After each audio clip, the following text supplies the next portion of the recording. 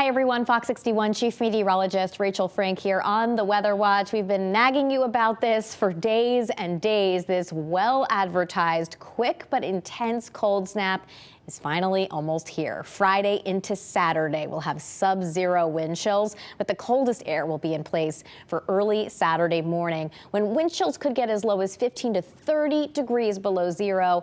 And we're also talking about actual temperatures dipping below zero too. So one thing that we want to let you know about, wind chills that are this low for later on Friday night can actually cause frostbite to occur in as little as 15 to 30 minutes. I was really impressed when I heard that number by the National Weather Service. But you can kind of negate the wind chill factor entirely if you limit the amount of exposed skin that you have when you're outside. If you have to go outside or work, for example, let's say you're in a t-shirt, that's a lot of exposed skin. But if you have hats, scarves, gloves on, kind of ready to go, you'll be more prepared. Bring pets inside and make sure you're checking in on friends, loved ones, seniors, just to make sure that they have access to some place that is warm to go. And if you don't know of a place that is warm to go, you can always dial 211 on your phone to get an up-to-date list of warming centers. Here's a look at the wind chill alerts that are in effect. Again, just the National Weather Service's way of reminding us to take care of ourselves.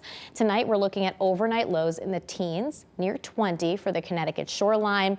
And I did want to let you know about this as we head through the overnight hours. An Arctic front will come through.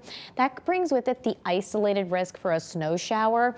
It will likely be during a time that most of us are sleeping, but just in case you're a third shifter, we thought we'd let you know about it. For Friday, we're looking at a high temperature in the 20s. So if you're looking at your phone, you see that number and go, okay, we're in the 20s on Friday, but that number is misleading, and I'll show you why. We start the day off with temperatures in the 20s, but it actually gets progressively colder as the day wears on. So most of the day is spent in the teens, and at the same time, we have an increasingly gusty wind up to about 30 or 40 miles per hour.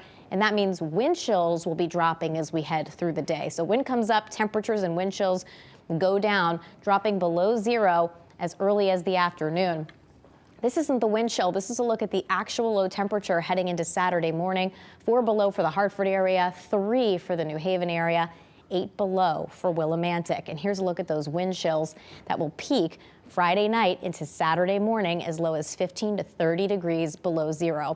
After a brutal start to the day on Saturday with wind chills that are well below zero, look at what happens as we head through the afternoon. The wind starts to ease up. We'll see high temperatures Saturday afternoon climbing into the 20s.